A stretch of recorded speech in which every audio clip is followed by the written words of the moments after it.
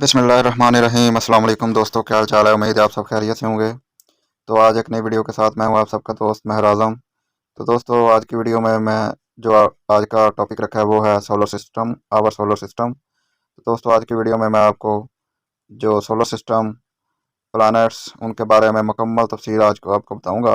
अगर आप पूरी वीडियो देख लेते हैं तो इससे मुतल्लक जो सारे सवाल आते हैं पेपरों में आपके वो कवर हो जाएंगे। तो आपको मज़ीद पढ़ने की ज़रूरत नहीं पड़ेगी। इस वीडियो में मैंने हर चीज़ कवर की है। बहुत मेहनत से मैंने ये वीडियो बनाई है और सारा मवाद इकट्ठा किया है। इसके बाद आपको कहीं और से पढ़ने की ज़रूरत नहीं पड़ेगी। सिर्फ आपने इसका स्क्रीनशॉट लेना है और प्रिंट निकलवा कर रख लेना है। तो दोस्तों, चलें वीडियो शुरू करते हैं। तो सबसे पहले बात होगी solar system. Solar system, our solar system is part of the our galaxy, Milky Way galaxy. तो जो गैलेक्सीज और यूनिवर्स, उसके मतलब मैंने एक अलहदा वीडियो बना के अपलोड की है। आप वो भी देख सकते हैं ताकि आप शुरू से आपको पता चले कि यूनिवर्स क्या है, गैलेक्सी क्या है, कितनी गैलेक्सीज हैं यूनिवर्स में, और हमारा सोलर सिस्टम किस गैलेक्सी में है और हम किस गैलेक्सी में रह रहे हैं। जी, तो चलो शुरू करते हैं। The solar system. What is solar system? Our solar system is composed of sun,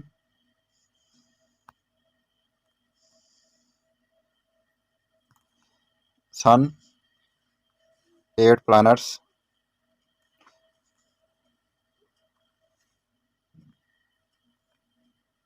8 planets, their natural satellites और मून्स, जैसे कि चांद है हमारी ज़मीन का satellite moon.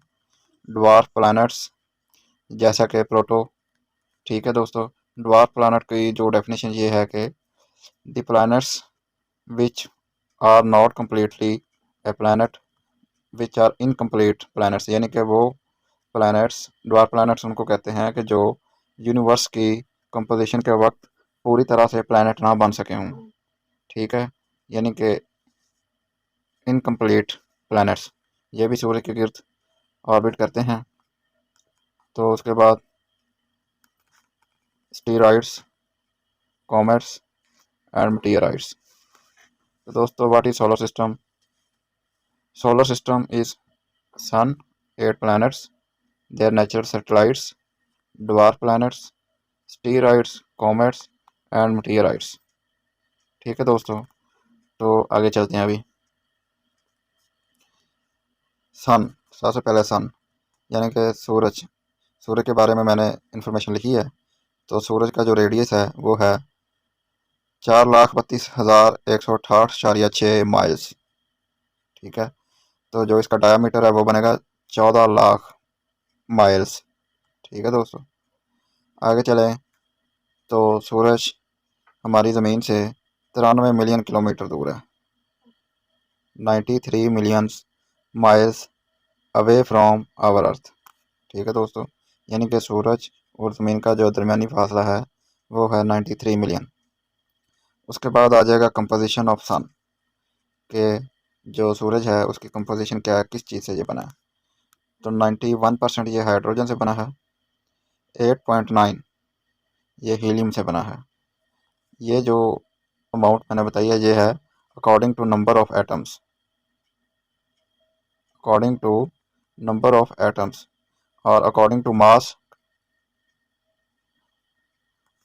To mass hydrogen 70% है और हीलियम 30%। तो दोस्तों, ये कंपोजिशन होगी कि सूरज किसी से बना है। और ये जो mass of our solar system, यानी कि आप हमारे सोलर सिस्टम का जो 99% है वो सूरज से बना है। 99% mass of our solar system is sun, यानी कि 99% जो सूरज है हमारे सोलर सिस्टम का, और बाकी 1% जो है वो हमारी ज़मीन और बाकी 7 सियारे और एस्टेरॉयड, कॉमेट्स, मेटेराइड्स, ये सारे बनाते हैं। 1% वो है और 99% जो है वो सूरज है। तो इससे अंदाज़ा लगा लें कि 100 समथिंग मिलियन अर्थ की जो ज़मीनें हैं वो सूरज में समा सकती हैं, इतना बड़ा है सूरज। आगे जो है टेम्परेचर, तो जो जो है सरफेस सरफेस टेम्परेचर है सूरज का वो है 6000 डिग्री सेल्सियस, और जो सेंटर का टेम्परेचर है सेंटर ऑफ सन वो है 1.5 करोड़ डिग्री सेल्सियस। 1.5 करोड़ यानी कि 1,50,00,000 डिग्री सेल्सियस। तो ये हो गया टेम्परेचर।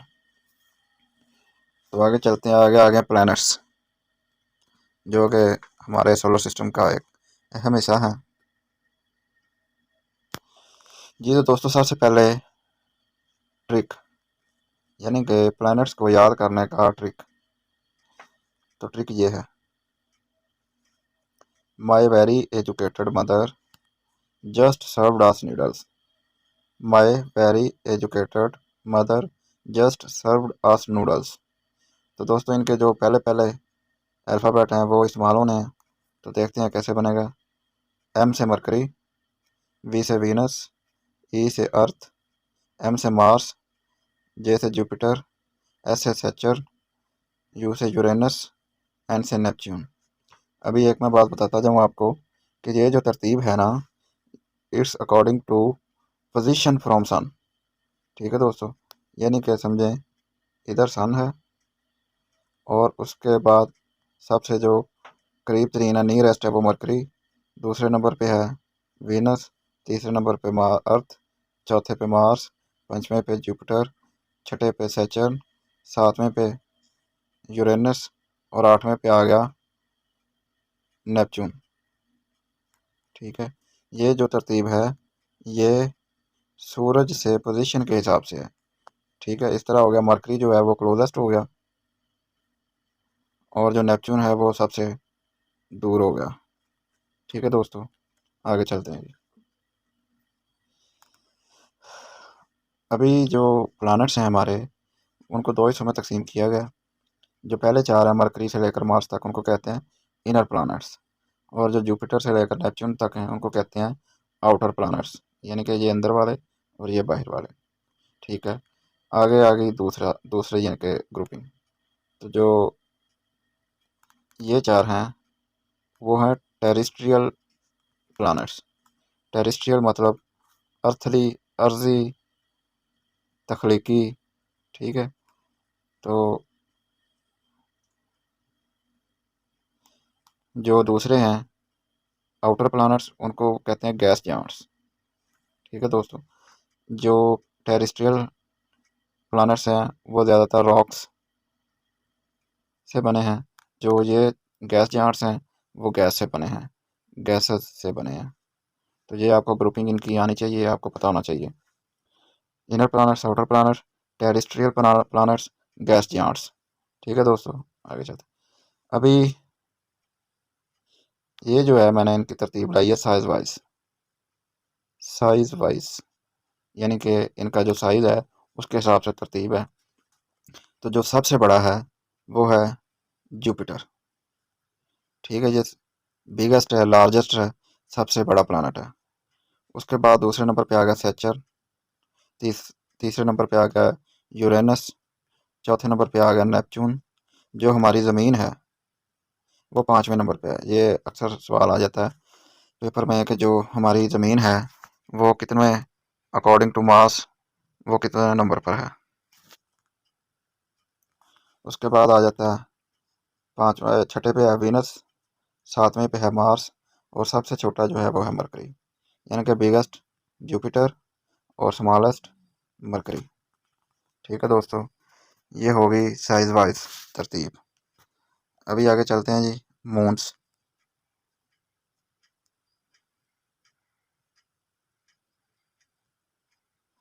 कितने कितने मून हैं जी इनके। जो मरकरी है उसका कोई मून नहीं है, वीनस का कोई मून नहीं है, अर्थ का एक मून है। और उस मून के बारे में मैं आपको बताता जाऊँ कि जो सबसे ब्राइटेस्ट मून है वो हमारी ज़मीन का है। ठीक है दोस्तों, यानी कि बाकी प्लैनेट्स के जो मून्स हैं उनमें से भी सबसे ज़्यादा जो ब्राइटेस्ट है वो हमारा मून है। हमारी अर्थ का एक मून है जो कि शाम को, रात को आसमान पे नज़र आता है। उसके बाद आ गया जी मार्स। मार्स के दो हैं। ठीक है, थीडोस एंड फिबोस, दो इसके मून्स हैं। जुपिटर के 79 हैं। ठीक है दोस्तों, सैचर्न के 82 हैं। अब ये भी सवाल आ जाता है सबसे ज़्यादा मून्स या सैटेलाइट्स किसके हैं। तो वो पहले जुपिटर के थे लेकिन अभी जो हैं वो सैचर्न के हैं। आगे आगे यूरेनस, ये यूरेनस इसके 27 हैं टोटल मून्स, नेपच्यून के 14 हैं। तो ठीक है दोस्तों, अभी मून्स भी आपको क्लियर हो गए कि किसके कितने हैं मून्स। आगे कुछ एडिशनल जो है इंफॉर्मेशन मैंने लिखी है जो कि आपको पता होना चाहिए। ठीक है, इससे मतलब भी सवाल आ जाते हैं अक्सर पेपरों में, तो अभी देखते हैं।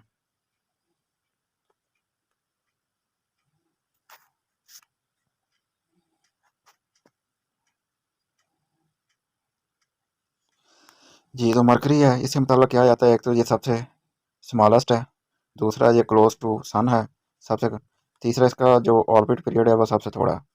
ठीक है दोस्तों, आगे आ गया वीनस। वीनस के बारे में बहुत से सवाल आ जाते हैं। एक तो ये है कि सबसे ब्राइटेस्ट प्लानट है, दूसरा ये अर्थ का ट्विन प्लानट है। ट्विन क्यों कहते हैं, यानी कि ये काफ़ी सिमिलैरिटी है मास में, मास के लिहाज से, शेप के लिहाज से, साइज़ के लिहाज से अर्थ से काफ़ी मुशाबत रखता है।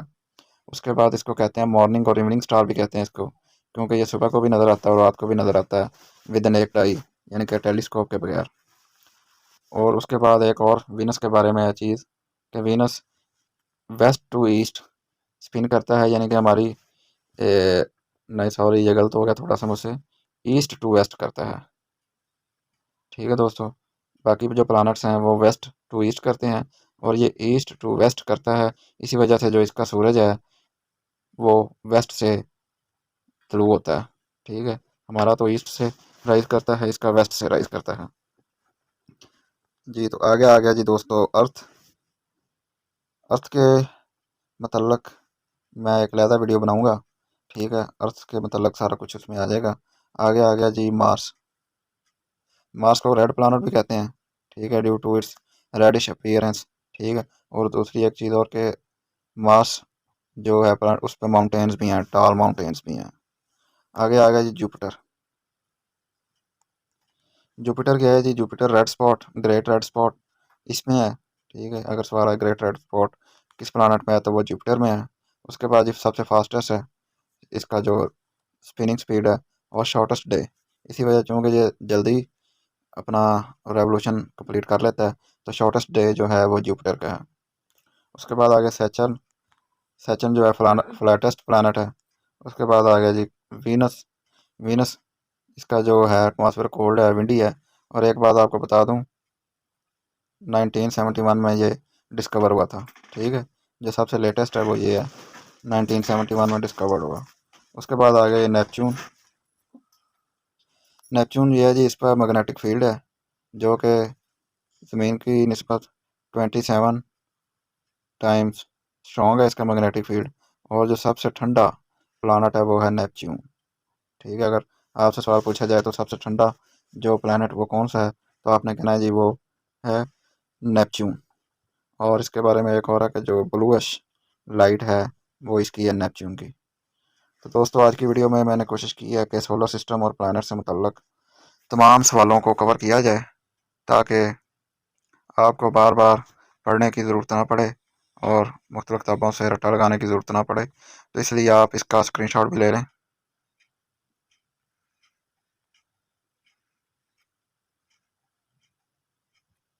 तो दोस्तों, अगर आप इसका स्क्रीनशॉट ले लेंगे तो इसका प्रिंटर निकलवाएं और आपको पढ़ने की ज़रूरत भी नहीं है, लिखने की ज़रूरत नहीं पड़ेगी। इसमें मैंने ट्रिक भी बता दिया है, इनकी जो लोकेशन वाइज तरतीब वो भी बता दिया है, साइज़ वाइज भी बता दिया है, इनकी ग्रुपिंग भी बता दी है, मून्स भी बता दी हैं, और इनकी जो स्पेसिफिकेशंस हैं, प्रॉपर्टीज़ हैं, वो भी बता दी हैं। ठीक है, सूर्य के बारे में भी बता दिया और सोलर सिस्टम के बारे में भी बता दिया। उम्मीद है आपको वीडियो पसंद आएगी, तो चैनल को सब्सक्राइब करें और वीडियो को लाइक करें। तो इंशाल्लाह मिलते हैं एक नई वीडियो के साथ, तब तक के लिए अल्लाह हाफ़िज़।